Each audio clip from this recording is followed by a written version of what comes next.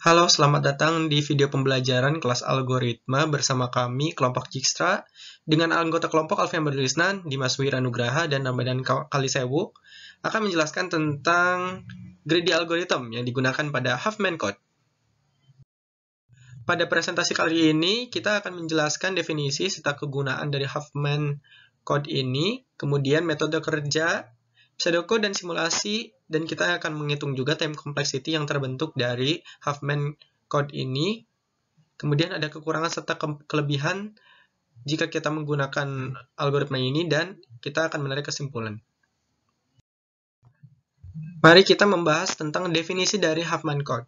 Nah, Huffman code ini merupakan algoritma yang sistem kerjanya menggunakan algoritma dasar greedy, di mana algoritma dasar greedy ini merupakan jenis algoritma yang menggunakan pendekatan penyelesaian masalah dengan mencari nilai maksimum, sementara pada setiap langkahnya menggunakan struktur pohon. Nah, nilai maksimum tersebut dikenal dengan istilah lokal maksimum. Kemudian, pada Huffman code sendiri, algoritma greedy dapat digunakan untuk melakukan kompresi. Kompresi di sini dalam sebuah file, sehingga file tersebut dapat membentuk ukuran file yang lebih kecil dari ukuran aslinya. Nah, Huffman code sendiri akan berupaya untuk mengencode karakter menjadi bentuk biner atau bit, sehingga dapat menghemat ruang karena kita hanya memasukkan karakter yang hanya terdapat pada file tersebut. Jadi kalau misalkan karakter itu tidak dalam file tersebut, tidak harus dimasukkan ke dalam file tersebut. Itu akan mengurangi memori yang akan digunakan dalam file tersebut. Nah, kegunaan yang paling mendasar jika kita menggunakan algoritma Huffman code ini dengan metode algoritma greedy adalah menurunkan ukuran sebuah file dengan metode kompresi, kemudian mengurangi bandwidth yang digunakan pada saat mengirim data pada jaringan komputer, dan mengurangi karakter sampah karena kurang dibutuhkan sehingga dapat dipadatkan ya. Oke, jadi ini adalah beberapa contoh aplikasi yang menggunakan konsep algoritma Huffman code. Ini sangat kita kenal sekali ya, aplikasi ini WinRAR untuk mengkompresi jenis file zip. Biasanya kompresinya itu berubah menjadi RAR. Ya. Jadi kita harus punya aplikasi untuk encode dan decode file RAR ini, yaitu menggunakan WinRAR. Kemudian yang kedua ada format factory. Format factory ini sebenarnya dia adalah sebuah file converter. Tapi dia juga menerapkan fungsi kode algoritma Huffman code, di mana dia itu dapat mengurangi size memory file karena melakukan konsep compressing pada file tersebut. Kemudian selain itu, ada juga jenis-jenis file yang memang merupakan hasil dari encode dari Huffman code, yaitu ada MP3 dan JPG. Seperti itu. Saya akan menjelaskan tentang metode kerja dari Huffman code. Contohnya di sini kita punya sebuah pesan yang berbunyi halo spasi hahaha. Nah, dari pesan ini itu terdapat 18 karakter. Jika kita ingin mengirim pesan, maka ukuran data yang harus kita kirim adalah 18 dikali 8 bit. Karena setiap karakter itu direpresentasikan oleh ASCII karakter, dan ASCII karakter itu besarnya 8 bit. Oleh karena itu pesan ini akan memiliki ukuran data sebesar 144 bit. Namun kalau kita lihat lagi di atas, pesan ini tuh hanya terdapat 5 karakter saja. Nah, kalau isi pesannya hanya terdiri dari 5 karakter, kenapa kita tidak bisa merepresentasikannya dengan 5 kombinasi saja? Kita tidak usah merepresentasikannya dengan angka ASCII karena itu akan memakan data yang banyak. Nah, dengan metode Huffman code ini kita dapat mengkompres sebuah pesan atau sebuah file menjadi lebih ringkas gitu. Contohnya dalam pesan tadi, kita punya 5 karakter dalam pesan tersebut. Maka kita hanya butuh 5 kombinasi saja untuk merepresentasikan tiap-tiap karakter dalam pesan tersebut. Tidak perlu ASCII karakter. Oleh karena itu, terdapat 5 karakter. Yang pertama adalah H, dan dalam pesan tersebut terdapat 6 jumlah H. Kita representasikan dengan kode 000. A terdapat 6, 001, L terdapat 2 dengan kode 010, dan seterusnya. karena di sini terdapat 5 kombinasi yang berbeda, maka kita butuh ukuran data sebesar 3 bit. Nah, akibat dari penggunaan metode Huffman Code ini, kita dapat mengkompres ukuran pesan kita menjadi 18 dikali 3 bit, yaitu 54 bit, dimana sebelumnya kita memerlukan 144 bit. Nah, selanjutnya jangan lupa kita harus mendekode pesan tersebut kembali kepada bentuk ASCII-nya. Oleh karena itu, dalam pengiriman pesan tersebut, kita harus memberikan tabel decode-nya. Kita harus memberitahu setiap kode itu direpresentasikan oleh ASCII karakter apa. Nah, oleh karena itu, setiap pesan implementasinya akan berbeda-beda. Nah, dan tiap pesan akan memiliki table decode yang berbeda-beda juga. Sehingga untuk membuat table decode, kita harus membuat sebesar 5 kali 8 bit, 40 bit untuk jumlah outputnya, lalu 5 kali 3 bit yaitu untuk jumlah sumber kodenya, sehingga untuk decode table ini kita membutuhkan besar data 55 bit. Jika digabungkan, Huffman coding dengan metode fixed size ini akan membutuhkan besar data 109 bit untuk mengirim pesan tersebut. Jika kita menggunakan metode langsung mengirim gitu, tanpa kompresi, maka kita akan mengirim pesan tersebut dengan panjang 144 bit. Nah, metode Huffman ini dilihat dapat mengurangi penggunaan data untuk pengiriman pesan. Lalu contoh kedua, untuk sebuah variabel non-fix. Maksudnya apa? Maksudnya adalah setiap karakter itu tidak harus direpresentasikan oleh 3 bit. Karena kita tadi terdapat 5 kombinasi, maka 3 kombinasi itu bisa direpresentasikan oleh 2 bit, dan 2 yang lain itu akan direpresentasikan oleh 3 bit. Makanya di sini disebut non-fix atau variable. Di sini dia menggunakan approach greedy algorithm, di mana jumlah karakter terbesar dalam sebuah pesan tersebut itu harus memiliki jalur path yang paling sedikit. H dan A adalah karakter yang paling besar dalam string tersebut, karena dua-duanya berjumlah 6, paling besar dari karakter yang lainnya, maka dia harus memiliki jalur terpendek. Oleh karena itu, H dan A di sini hanya memiliki 2 jalur. Sedangkan untuk O dan space dia memiliki 3 jalur. Di sini L bisa kita kasih 2 jalur saja. Nah, oleh karena itu tabelnya akan menjadi sedikit berbeda, di mana H akan direpresentasikan oleh kode 00 2 bit saja, A akan direpresentasikan oleh 01, L akan 10, O 110, dan spasi akan direpresentasikan oleh 111. Nah, di sini penting untuk nilai H dan A karena jumlahnya terbesar, maka harus direpresentasikan oleh kode terkecil supaya nanti jumlah data untuk H dan A ini, jumlah data yang dibutuhkan untuk merepresentasikan angka terbanyak dalam string tersebut jumlahnya paling sedikit. Untuk H, dia akan memakan 12 bit data. Untuk A juga akan memakan 12 bit data. Untuk L, dia akan memakan 4 bit data. Untuk O, 6 bit. Dan untuk spasi juga akan makan 6 bit data. Sehingga jumlah data untuk sebuah pesan tersebut adalah 40 bit jika kita tambahkan semua. Nah, jangan lupa juga decoder untuk Huffman code tersebut. Yang pertama, outputnya membutuhkan 5 kali 8 bit, yaitu 40 bit.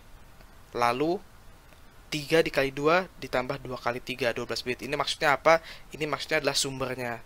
Karena 3 karakter direpresentasikan dengan 2 bit, maka 3 kali 2, dan 2 karakter lainnya direpresentasikan oleh 3 bit, maka di sini dia membutuhkan 12 bit.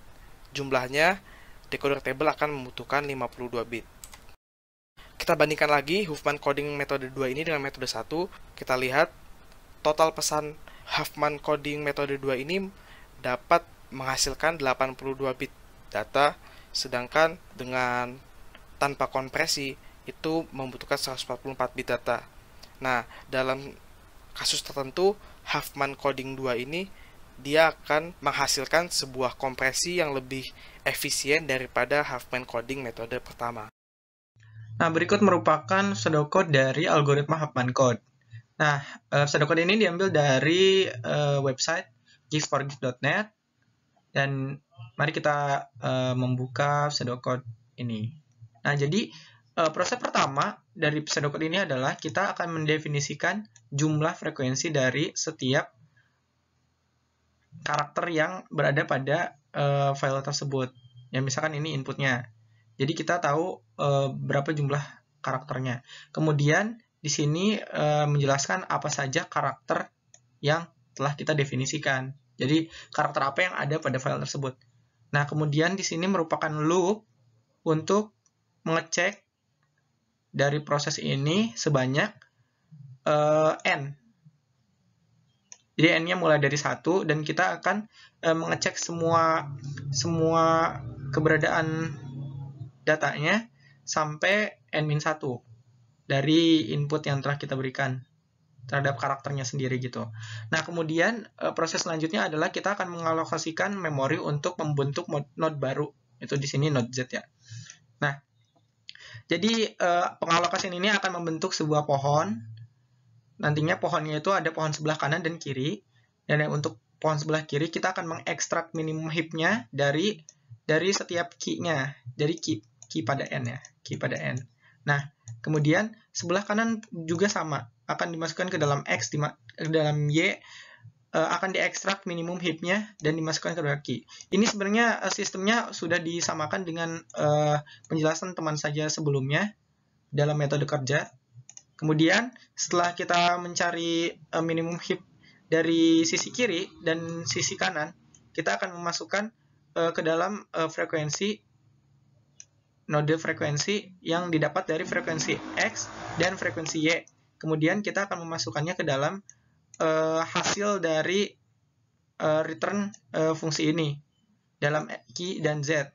Nah, jadi kita tuh akan mendapatkan hasil dari encode karakter ini dalam bentuk Z, sehingga kita akan mengambil minimum heap yang terdapat di X tersebut. Seperti itu. Sehingga setelah itu, maka file dari dari karakter ini akan telah di-encode menuju bentuk bit. Baik, di sini merupakan contoh dari simulasi Huffman code dalam bahasa pemrograman C++.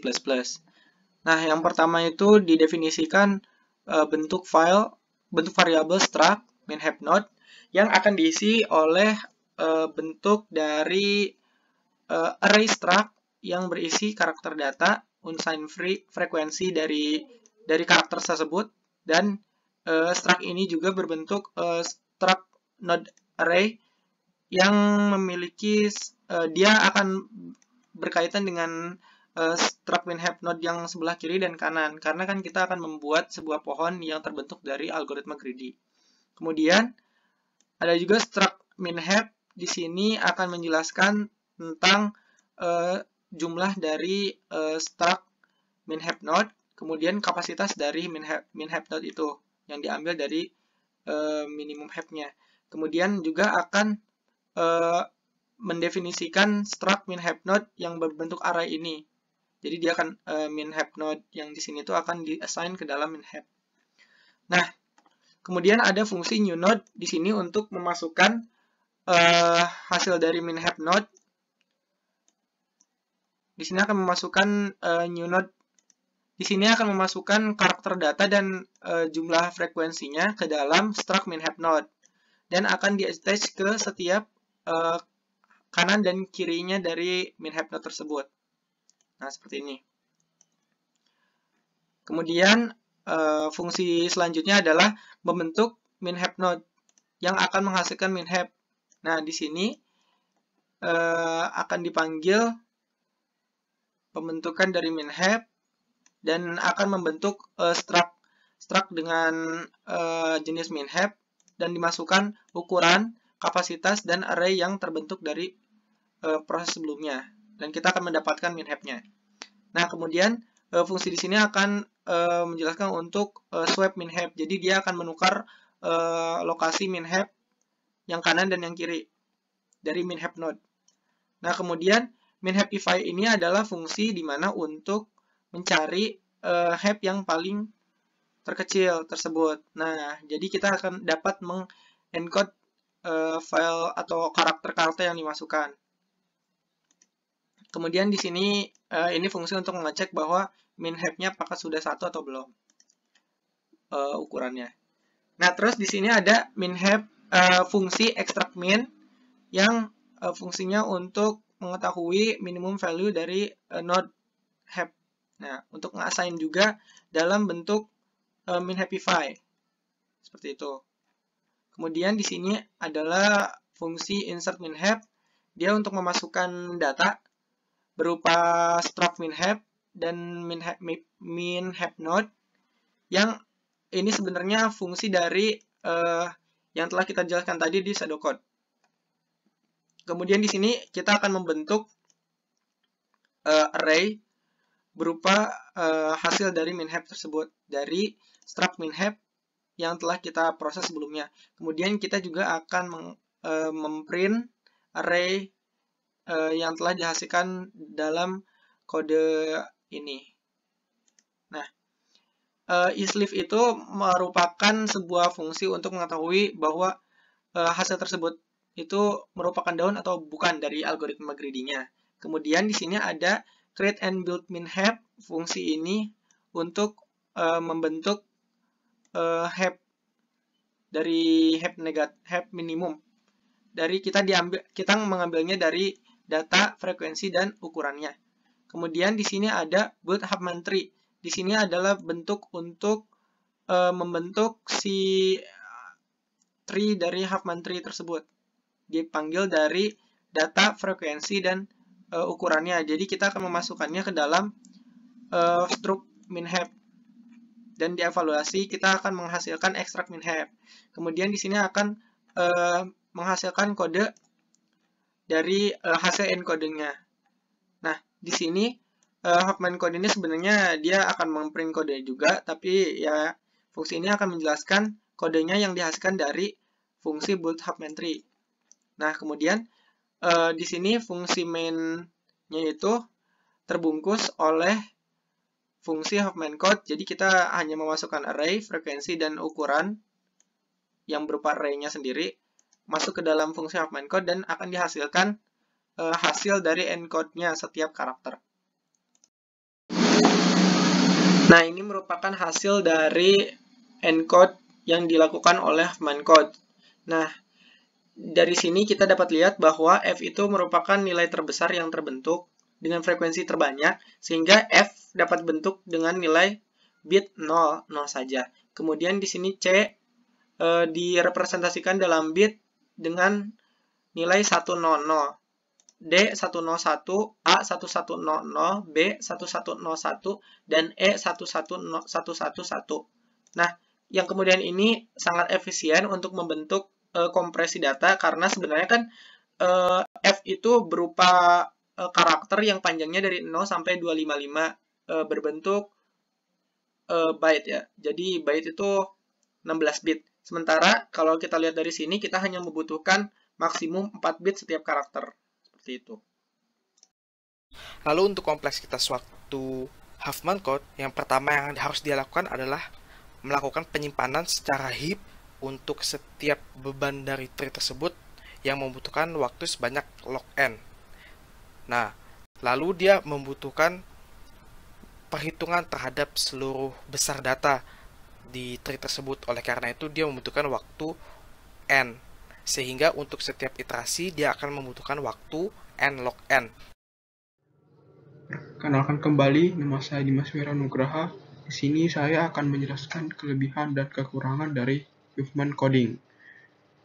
Jadi langsung saja, kelebihan dari Huffman coding yaitu yang pertama, tidak menggunakan ruang yang terlalu banyak atau dengan kata lain hemat ruang. Mengapa demikian? Karena di dalam Huffman coding terdapat mekanisme encode yang mengencode karakter menjadi bentuk bit dalam biner. Sehingga menghemat ruang karena kita hanya memasukkan karakter yang terdapat pada file tersebut. Selanjutnya, kelebihan yang kedua yaitu menurunkan ukuran sebuah file dengan metode kompresi. Menurunkan ukuran sebuah file dengan metode kompresi. Ini disebabkan karena Huffman Code bekerja berdasarkan prinsip greedy algorithm, di mana tidak satu byte pun hilang sehingga data tersebut utuh dan disimpan sesuai dengan aslinya. Yang ketiga yaitu Huffman coding mudah diimplementasikan. Mengapa Huffman coding mudah diimplementasikan? Kita bisa lihat dalam kehidupan sehari-hari seperti Huffman coding ini digunakan untuk aplikasi dari Huffman coding ini digunakan untuk mengurangi bandwidth yang digunakan pada saat mengirimkan data pada jaringan komputer. Selain itu, seperti tadi, menurunkan ukuran sebuah file dengan metode kompresi menunjukkan bahwa Huffman coding mudah diimplementasikan. Selanjutnya, langsung saja kita ke kekurangan dari Huffman coding. Kekurangan dari Huffman coding yaitu mengonsumsi waktu yang cukup banyak. Mengapa Huffman coding mengonsumsi waktu yang cukup banyak? Karena di dalam Huffman coding menggunakan prinsip kerja algoritma greedy dan terdiri atas fase-fase atau mekanisme yang cukup banyak. Seperti ada membuat tree terlebih dahulu, ada melewati fase encoder, dan juga fase decoder, dan lain-lain. Jadi bisa kita bilang kekurangan yang pertama dengan kekurangan yang kedua itu saling berhubungan. Karena Huffman coding harus melewati fase encoder dan decoder, maka waktu yang digunakan juga cukup banyak.